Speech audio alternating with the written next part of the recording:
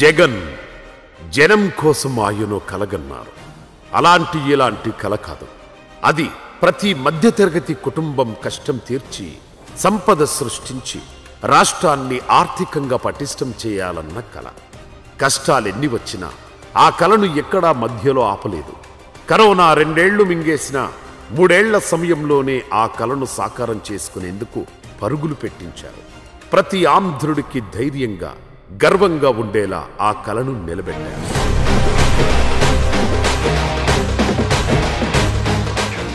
సముద్రమంటే కంటికి కనిపించేంత దూరంలో నీళ్లే కాదు, అపార సంపదను దాచుకున్న జలనిధి. భవిష్యత్తును భరోసాను మోసే పెన్నిధిలా చూశారు. ఆ ఆలోచనలోంచే 4 పోర్టులు 10 ఫిషింగ్ హార్బర్ల నిర్మాణానికి నడుం బిగించేలా చేసింది. జగన్మోహన్ రెడ్డితో శంకుస్థాపన చేశారు. శంకుస్థాపన చేసిన తర్వాత వర్క్ బాగా స్పీడ్గా అయింది. మా ఊళ్ళో ఒక 100 మంది కుటుంబాలు దాంట్లోనే ఉద్యోగం చేస్తున్నారు. 2023 జగన్మోహన్ రెడ్డి గారు శంకుస్థాపన చేసిన తర్వాత ఈ పోర్టు ఎక్కడ ఆగలేదు. పేరున్న నాని గారు, జగన్మోహన్ రెడ్డి గారు వీళ్ళు చేసిన అభివృద్ధి పుణ్యం వల్ల మా ఉండ జనాలందరికీ ఉపాధి కలిగింది. అప్పుడే చదువు పూర్తి చేసుకున్న యువతకు ఈ పోర్టులు హార్బర్లు ఉద్యోగం చూపిస్తే మత్స్యకారుల బతుకులకు బంగారు భవిష్యత్తుకు దారి వేశాయి. ఆర్థిక వెలుగులు నింపి జీవన ప్రమాణాలు పెంచాయి. మరి ఇంతకుముందు ఉద్యోగాల నిమిత్తం వేరే రాష్ట్రాల్లో చేయాల్సిన పరిస్థితి ఉండేది. కానీ ఈ రోజున నా బాబు నా ఇంటి దగ్గర నుంచే వర్క్ చేస్తున్నారంటే అది చాలా సంతోషకరమైన విషయం. ప్రజెంట్ ఈ రోజు కూడా పోర్టు పనులు జరుగుతున్నాయంటే ఆ రోజున జగన్మోహన్ రెడ్డి గారు ఇచ్చిన నిధుల వల్లనే కానీ వాళ్ళ పోర్టు పనులు జరుగుతున్నాయి. ఇక్కడ పోర్టు సాగటం వల్ల చాలామందికి ఉపాధి కలుగుతుంది. ఎగుమతులు దిగుమతులు జరగటం వల్ల లారీలకు కానీ మరి కూలీలకు కానీ అనేక రకాలుగా పనులు జరుగుతాయి.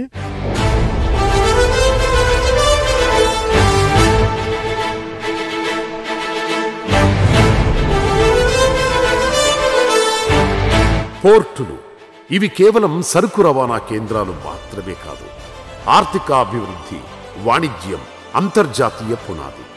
ప్రగతికి వెన్నుముకలా నిలిచే పోర్టు ఆ ప్రాంత భవిష్యత్తునే మార్చేస్తుంది. సింగపూర్ నుంచి ఆమ్స్టర్డామ్ వరకు దేశాలు ప్రదేశాలకు ప్రపంచ పటంపై ప్రత్యేక గుర్తింపు వచ్చిందంటే అది పోర్టుల కారణంగానే. దేశమంతా చెప్పుకునే మాట్లాడుకునే గుజరాత్ మోడల్లోనూ పోర్టులే కీలక పాత్ర పోషించాయి. ఆ పోర్టులే గుజరాత్ను బలంగా ప్రత్యేకంగా నిలిపాయి. గుజరాత్ తర్వాత ఆంధ్రప్రదేశ్లోనే అతి పొడవైన తీర ప్రాంతం ఉంది.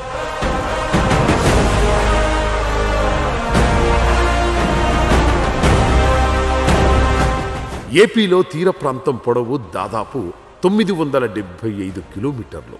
అన్ని ప్రభుత్వాలు సముద్రంలో నీటిని మాత్రమే చూస్తే జగన్ ప్రభుత్వం ఆ జలంలో నిధిని చూసింది. రాష్ట్ర భవిష్యత్తుకు ఉపయోగించాలని నిర్ణయించుకుంది. అలాంటి ఆలోచన సంకల్పంలోంచి పుట్టిందే 4 పోర్టుల నిర్మాణం.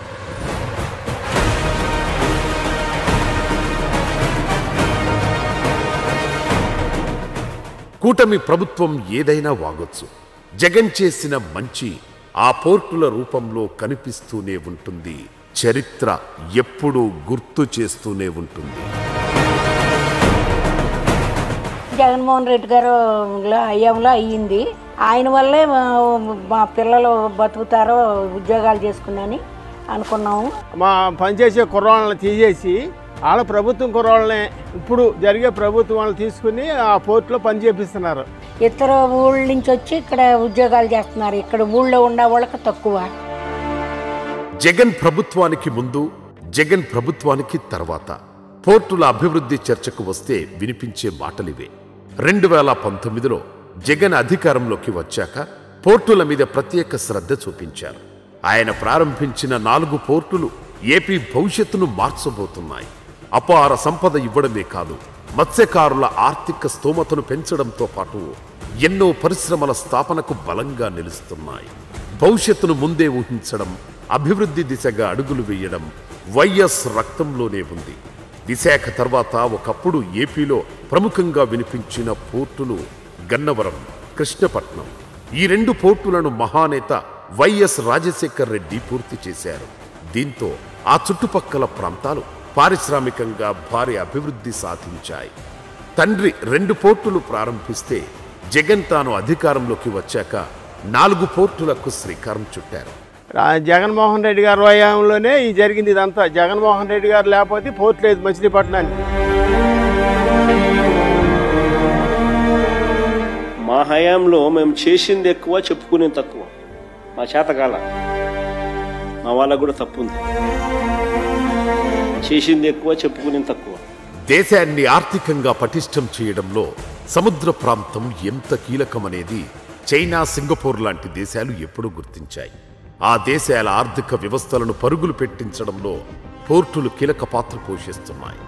దేశంలోనే 2వ అతిపెద్ద పొడవైన తీర ప్రాంతం ఉన్న ఏపీలో పోర్టులను అభివృద్ధి చేయడం ద్వారా కొత్త మహానగరాలను క్రియేట్ చేసుకునే అవకాశం ఉన్నా 14 ఏళ్లు సీఎంగా చేసిన చంద్రబాబు దాన్ని ఏనాడూ పట్టించుకోలేదు. అప్పుడు గవర్నమెంట్ వారు అరబిందో కంపెనీకి ఈ పోర్టు నిర్మించడానికి అవకాశం కల్పించారు. వారున్న టైంలో ఎంతో గొప్పగా పనులు సాగినాయి. వాళ్ళు చాలా కష్టపడి మాకు అవకాశాలు కల్పించారు. వైసీపీ ప్రభుత్వంలో జగనన్న మీద నమ్మకంతో మా స్థలాలు, మా ఫ్లాట్లు, రొయ్యల చెరువుల స్థలాలు, ఇళ్ల స్థలాలు అన్నీ ఇచ్చాం. ఈ రోజున ప్రభుత్వం మారినాకి పట్టించుకోవటం లేదు మమ్మల్ని. బిర్యానీని ప్రపంచానికి పరిచయం చేశానని, బ్రహ్మాండం బద్దలు కొట్టాడని డబ్బా కొట్టుకోవడం తప్ప పోర్టులపై ఆలోచన చేసిందే లేదు అనడంలో ఎలాంటి అనుమానం లేదు. ఈ 5 సంవత్సరాల్లో 70% దాకా పూర్తయింది. టీడీపీ గవర్నమెంట్ వచ్చిన తర్వాత పోర్టు అనేది చాలా నత్తనడక సాగుతుంది. 1 కాదు 2 కాదు 100 అబద్ధాలు చెప్పుకుంటూ పోతే బోలన్నీ. ఇవన్నీ అబద్ధాలు ఆడటం వల్ల జగన్ని ఎయ్యో చేశారు, కానీ ప్రజల యొక్క మనస్సుల నుంచి జగన్ని దూరం చేయలేకపోయారు.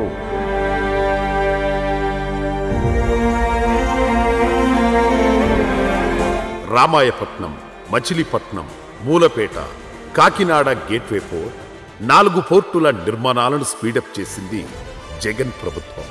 ఒకే టైంలో 4 పోర్టుల నిర్మాణం స్టార్ట్ చేయడం అంటే అది ఆల్ టైమ్ రికార్డు మాత్రమే కాదు, రాష్ట్ర చరిత్రలో ఆర్థిక ప్రగతిలో ఓ అద్భుతం. గొప్ప ఆదాయ వనరులను, ఉద్యోగ వనరులను స్వయం ప్రతిపత్తిగా యువకులు బతికేదానికి గొప్ప మార్గాన్ని, తలుపుని తెరిచినటువంటి జగన్మోహన్ రెడ్డి గారికి మా ప్రాంతం ఎప్పటికీ కూడా రుణపడి ఉంటుంది. 3,736 కోట్లతో రామాయపట్నం, 5,156 కోట్లతో మచిలీపట్నం, 4,361 కోట్లతో మూలపేట పోర్టులను రాష్ట్ర ప్రభుత్వం నిర్మించగా, కాకినాడ సెజ్లో గేట్వే పోర్టును 2,123 కోట్ల రూపాయలతో అభివృద్ధి చేస్తున్నారు. జగన్ హయాంలో పోర్టు పనులు ఎంతవరకు జరిగాయో ఇప్పుడు అక్కడే ఆగిపోయాయి. పోర్టులను పక్కన పెట్టిన చంద్రబాబు సర్కార్ ఆ వైపు కనీసం చూడడం లేదు కూడా. కరోనా కారణంగా పాలనకు దక్కిన సమయం 3 ఏళ్లు మాత్రమే. ఎన్ని కష్టాలు వచ్చినా, ఎన్ని ఆటంకాలు ఎదురైనా పోర్టు నిర్మాణం ఆగకూడదనే పట్టుదలతో 4 పోర్టుల్లోనూ దాదాపు 80% పనులు పూర్తయ్యాయి. మిగిలిన 20% పూర్తి చేస్తే రాష్ట్ర భవిష్యత్ చిత్రమే మారిపోతుంది. అయితే ఎక్కడ జగన్కు, వైసీపీకి మంచి పేరు వస్తుందోనని ఆ పనులను ఇప్పటికీ కూటమి ప్రభుత్వం పట్టించుకున్నట్లు కనిపించడం లేదు. ఈ పోర్టు పనులు, ఇండస్ట్రియల్ సెక్టారు అండ్ ఇంకా ఏదన్నా కంపెనీలు వస్తే వాటిని అభివృద్ధి చేసి ఎంత త్వరగా వీలైతే అంత త్వరగా ఉద్యోగాలు కూడా వచ్చేటట్టు చూడాలని కోరుకుంటున్నాం. 4 పోర్టుల నిర్మాణాన్ని జగన్ ప్రభుత్వం మొదలు పెట్టడానికి ముందు విశాఖ, గంగవరం, కాకినాడ యాంకరేజ్, కాకినాడ రవ్వ క్యాప్టివ్ పోర్ట్, కృష్ణపట్నం పోర్టులు ఉన్నాయి. సముద్ర తీరంలో లంగర్ వేయాల్సింది షిప్పులకు మాత్రమే కాదు, అభివృద్ధికి, జనాల బంగారు భవిష్యత్తుకు కూడా అని బలంగా నమ్మాడు జగన్. 2025 నాటికి రాష్ట్రంలో పోర్టుల సంఖ్యను 10కి పెంచాలని కష్టపడ్డారు. జగన్ ఆలోచనలతో మంచి ఫలితాలు రావడం మొదలయ్యాయి కూడా. పోర్టుల నిర్మాణంలోనూ జగన్ ప్రభుత్వం అద్భుతమైన విధానాలు అమలు చేసింది. ప్రభుత్వమే పోర్టులు నిర్మించి ఆ తర్వాత ప్రైవేట్ సంస్థలకు కొంత సమయానికి లీజులివ్వడం ద్వారా ఆదాయాన్ని అందుకోవడంతో పాటు ఆ పోర్టులను ప్రభుత్వానికి ఓ ఆస్తిగా మార్చాలని జగన్ ఆలోచించారు. క్లియర్గా చెప్పాలంటే పోర్టు ఏరియాలో 1 ఎకరా భూమిని డైరెక్ట్గా ప్రైవేట్ సంస్థకు అప్పగిస్తే వచ్చే ఆదాయంతో కంపేర్ చేస్తే అదే ఎకరా స్థలంలో ప్రభుత్వమే నిర్మాణాలు చేసి అభివృద్ధి చేసిన తర్వాత లీజుకిస్తే 10 రెట్ల ఆదాయం వస్తుంది. ఇంకా ఈజీగా చెప్పాలంటే ఫర్ ఎగ్జాంపుల్ డైరెక్ట్గా ఎకరా ల్యాండ్ ఇచ్చినప్పుడు ₹1,00,000 ఆదాయం వస్తే అదే ప్రభుత్వం డెవలప్ చేసి లీజుకిస్తే 10 లక్షల వరకు ఆదాయం వస్తుంది. ఇలా ఇన్కంతో పాటు ఆ ఆస్తి కూడా ప్రభుత్వం చేతుల్లోనే ఉంటుంది, అంటే జనం చేతుల్లోనే ఉంటుంది. జగన్ చేసిన ఆలోచన అర్థం కాని అర్థం చేసుకోలేని పార్టీలు గంగవరం పోర్టు విషయంలో అడ్డగోలు వాగుడు వాగిన ఘటనలు ఎన్నో. చంద్రబాబు వల్ల ఏం అవ్వాలా, అంతా నేనే తెచ్చాను, ఇదంతా నా వల్లనే జరిగింది. ఈ బీచ్ కాడికి వచ్చిన వాళ్ళు ఎవరైనా ఏదైనా జరిగిన వాళ్ళు ఉంటే గవ్వ వచ్చి అన్నీ వేసుకుని బుధాన్ని వేసుకుని అంతా నేనే చేస్తున్నాను, నేనే జరుపుతున్నాను అంటాడు. ఆయన వల్ల ఏమి జరగల.